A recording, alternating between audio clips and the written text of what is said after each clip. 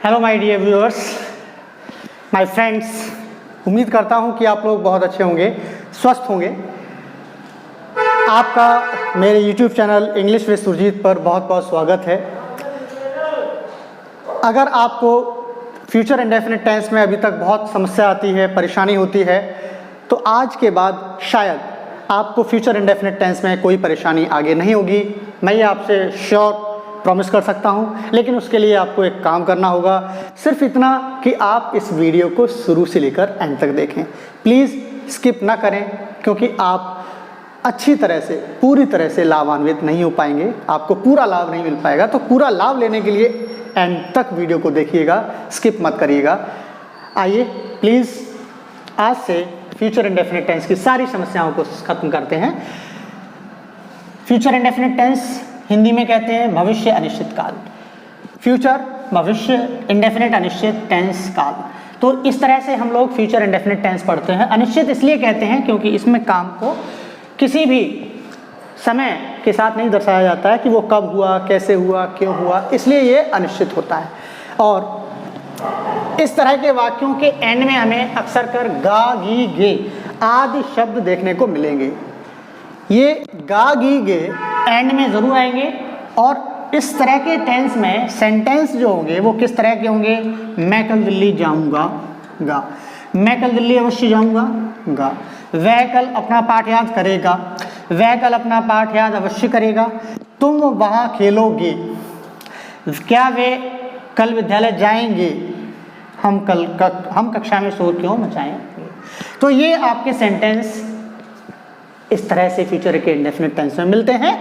और इस तरह के सेंटेंस अगर हमें फ्यूचर के इंडेफिनिट टेंस में मिलते हैं तो आगे हम क्या करेंगे, ठीक है ना। यहाँ देखिएगा, सेंटेंस अगर पॉजिटिव होता है, ये सेंटेंस पॉजिटिव है, मैं कल दिल्ली जाऊंगा। पॉजिटिव सेंटेंस में ना तो नहीं शब्द आता है और ना ही प्रश्नवाचक चिन्ह आता है। अगर ऐसा होता है तो सेंटेंस हमारा पॉजिटिव होता है। सेंटेंस अगर पॉजिटिव होता है तो हम फॉर्मूला जो इसका इंग्लिश में बनाएंगे, कन्वर्ट करेंगे, उसके लिए subject, shall, will, V1, object, complement और अदर वर्ड का प्रयोग करेंगे। इस तरह से हम सेंटेंस में कन्वर्ट करेंगे। अब हम शैल या विल, कहाँ शैल लगाएं और कहाँ विल लगाएं। अक्सर कर जनरली हम IV के साथ शैल का प्रयोग करते हैं और बाकी सभी सब्जेक्ट के साथ ही, शी, इट, दे, इन सभी के साथ, किसी के नेम के साथ हम विल का प्रयोग करते हैं। तो यहाँ देखिए, जैसे मैं कल दिल्ली जाऊंगा, तो यहाँ पर सब्जेक्ट को लाना है। मैं हमारा सब्जेक्ट है, मैं कल दिल्ली जाऊंगा। जाऊंगा, कौन जाएगा? मैं जाऊंगा। तो मैं हमारा सब्जेक्ट है, सब्जेक्ट के साथ में हम शैल या विल लगाएं। क्या लगाएंगे? शैल। अभी हमने पढ़ा है IV के साथ क्या लगाते हैं? शैल, ठीक है ना। तो यहाँ क्या हो जाएगा? यहाँ हो जाएगा I शैल। फिर उसके बाद क्या करेंगे? V1, गो। कहाँ? टू दिल्ली। कब जाएंगे? टुमारो। तो इस तरह से हमारा पॉजिटिव सेंटेंस का formula subject, helping verb, V1। फिर जहां जाना है वो गो के संग हम क्या लगाते हैं? To, go to Delhi tomorrow. इस तरह से ही हमारा पॉजिटिव सेंटेंस बन गया, ठीक है ना। ये हमारा सेंटेंस का फॉर्मूला हो गया। ये देखिएगा, मैं कल दिल्ली अवश्य जाऊंगा, वह कल अपना पाठ याद करेगा। ये हमारे पॉजिटिव सेंटेंस हैं। पॉजिटिव सेंटेंस में हमारा फॉर्मूला ये रहेगा, ठीक। अब जरा देखिएगा आगे, ये सेंटेंस, जब सेंटेंस में कहीं कहीं हम लोग शैल या विल का प्रयोग अलग अलग तरीके से करते हैं। मीन्स IV के संग हम शैल जनरली यूज करते हैं और बाकी के संग विल जनरली यूज करते हैं। लेकिन कहीं कहीं इन साहित्य क्रियाओं का उल्टा प्रयोग होता है। IV के साथ हम विल लगाते हैं और बाकी के साथ शैल लगाते हैं। कब लगाते हैं, क्यों लगाते हैं? यहाँ आपको मिल रहा है धमकी, वादा, दृढ़ निश्चय, अवश्य, अनिवार्यता।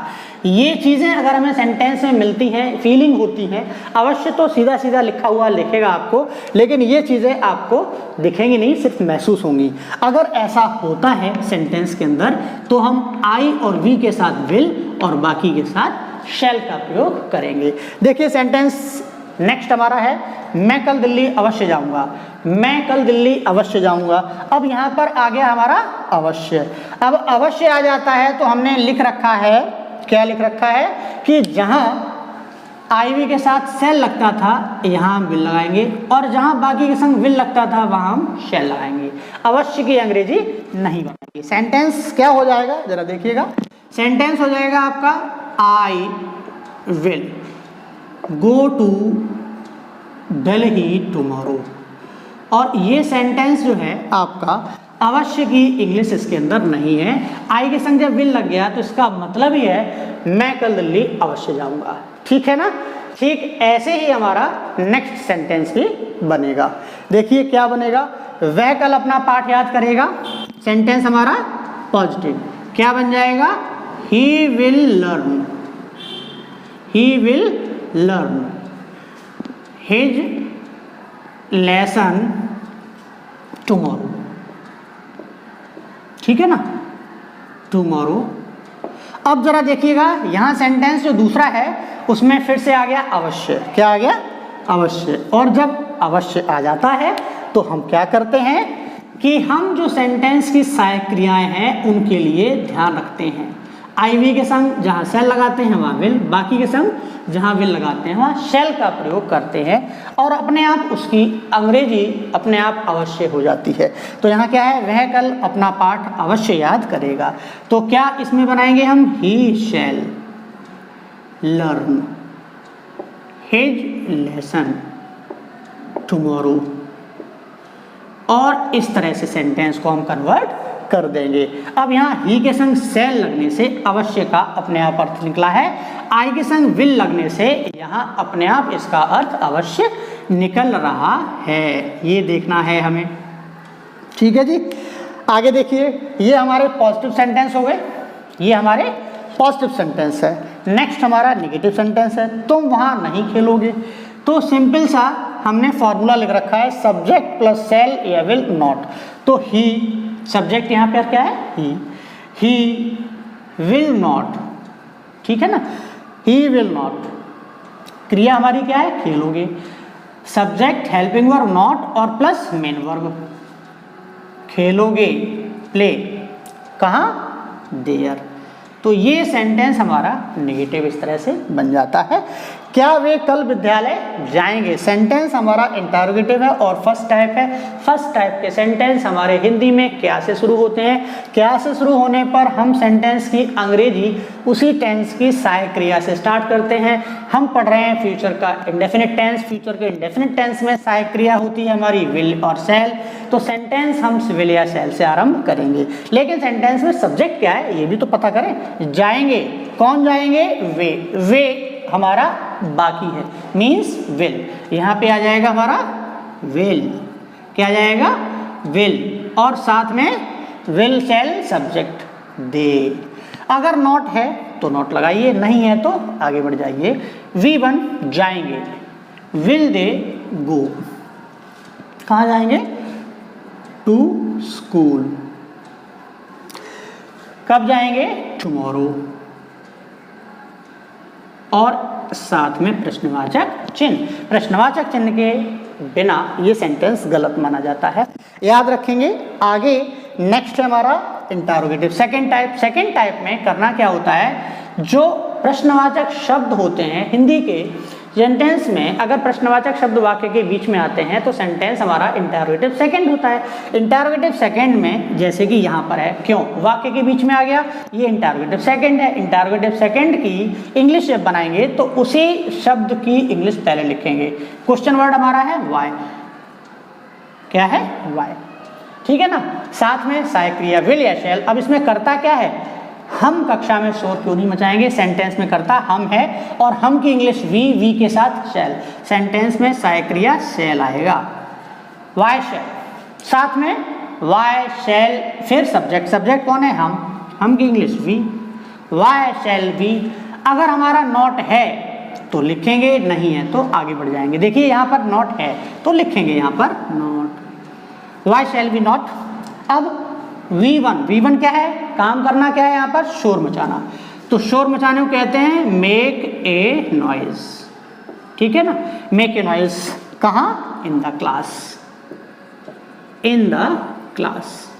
साथ में प्रश्नवाचक चिन्ह। अब जरा सेंटेंस में जो आप देख रहे हैं इनके एक बार स्क्रीनशॉट ले लीजिएगा ताकि आप इनको अच्छे से नोट्स बना सकें। आप प्लीज़ मेरे साथ नोट्स बनाना आरंभ करिए, मेरे वीडियोस को देखिएगा, नोट्स बनाइएगा, वो आपके ज़िंदगी भर काम आएंगे। कभी भी आपको प्रॉब्लम होगी आप नोट्स निकाल के देख लीजिएगा, आपकी प्रॉब्लम सॉल्व हो जाएगी। एक बार स्क्रीनशॉट ले लीजिएगा जल्दी से। आपने स्क्रीनशॉट ले लिया होगा। उम्मीद करता हूं कि अब आपको फ्यूचर के इंडेफिनिट टेंस में कोई समस्या नहीं आएगी। सेंटेंस जो आपके ये आपको कंफ्यूजन दे सकते हैं अवश्य वाली, अवश्य के साथ में आपको सेंटेंस कैसे और मिल सकते हैं, जैसे कि मैं कल दिल्ली अवश्य जाऊंगा, यहाँ तो मैंने अवश्य लिख दिया है। सेंटेंस ऐसे ही हो सकता है, मुझे कल दिल्ली जाना पड़ेगा, यह हो सकता है। अब यहाँ पे क्या है, बाध्यता, यहाँ पे बाध्यता आ जाती है, अनिवार्यता आ जाती है कि मुझे जाना पड़ेगा। मैं कल दिल्ली जाऊंगा, पक्का जाऊंगा, पक्का जाऊंगा ये वादा है ना, तो मैं कल दिल्ली जाना होगा, ये धमकी है। क्या है, धमकी है। तो अवश्य आए, धमकी आए, बाध्यता आए, अनिवार्यता आए, इस तरह से सेंटेंस जब आते हैं तो हम वहाँ पर उनकी इंग्लिश नहीं बनाते हैं, बल्कि उनके साथ सहायक क्रियाओं को उल्टा कर देते हैं। सिर्फ इतनी सी बात मैं आपको समझा रहा हूँ, आप समझ जाएंगे। वह कल अवश्य अपना पाठ याद करेगा, यहाँ हम इस तरह के सेंटेंस को बोल सकते हैं, उसे अपना पाठ याद करना पड़ेगा, है ना, उसे अपना पाठ याद करना होगा। इस तरह से हम सेंटेंस को बोल सकते हैं। तो इस तरह से सेंटेंस में जब बोलेंगे तो वहाँ हमें ये अवश्य शब्द नहीं मिलेगा, वहाँ सिर्फ और सिर्फ अनिवार्यता मिलेगी, बाध्यता मिलेगी, धमकी मिलेगी, दृढ़ निश्चय मिलेगा। तो ऐसे सेंटेंस में हम आईवी के संग विल लगाते हैं और बाकी के संग शैल लगाते हैं। अगर सेंटेंस नॉर्मल है तो आईवी के संग शैल, बाकी के संग विल, नॉर्मल सी बात है। अब उम्मीद करता हूं कि आपको इस टेंस में कोई समस्या नहीं रही होगी। अगर कोई समस्या रहती है आप प्रैक्टिस करिए, एक्सरसाइज करिएगा। कोई समस्या रहती है आप प्लीज़ कमेंट बॉक्स में आके मुझे वहाँ पर लिखिएगा, मैं आपको रिप्लाई दूंगा। अगर आपको और भी कोई समस्या रह जाती है तो आप मेरे व्हाट्सएप नंबर 9219697238 पर मैसेज टेक्स्ट करके लिख सकते हैं। मैं आपको पूरी कोशिश करूंगा कि आपको जवाब मिल सके, आपका सॉल्यूशन निकल सके। अगर आपको ये वीडियो हेल्पफुल लगा हो, आपको लगा हो कि ये वीडियो हमारी लाइफ में बहुत हेल्पफुल है, तो आप प्लीज़ वीडियो को लाइक शेयर करना मत भूलिए। अगर आप इस चैनल पर नए हैं तो प्लीज़ चैनल को सब्सक्राइब कर लें। सब्सक्राइब करने के साथ बेल आइकन को दबाएं ताकि आपको इस तरह के हेल्पफुल वीडियोस का नोटिफिकेशन सही समय पर मिलता रहे। मैं आपको आने वाले समय में कुछ अलग टॉपिक्स भी पढ़ाऊंगा। अभी मैं अपने टॉपिक क्लियर कर रहा हूँ, मेरा ये टेंस की सीरीज चल रही है, जब तक मैं टेंस खत्म नहीं हो जाएगा मैं नहीं कुछ करूँगा। इसके बाद मैं आपको active and passive, direct indirect मैंने आपको कवर करा रखे हैं। आप जाइए मेरे प्लेलिस्ट में और वहाँ आपको डायरेक्ट इनडायरेक्ट का पूरा सीरीज़ मिलेगा, आप उसे देखिएगा। अगर आपको कोई प्रॉब्लम है तो फिर से मैं आपसे वही कह रहा हूँ, कमेंट करके लिखिए, मैं आपको रिप्लाई करूँगा। आप मेरे बेसिक्स ऑफ ग्रामर की जो हमारा प्लेलिस्ट के अंदर हमने पार्ट बना रखा है उसको देख सकते हैं। वन वर्ड सीरीज़ अगर कोई कंपटीशन की तैयारी कर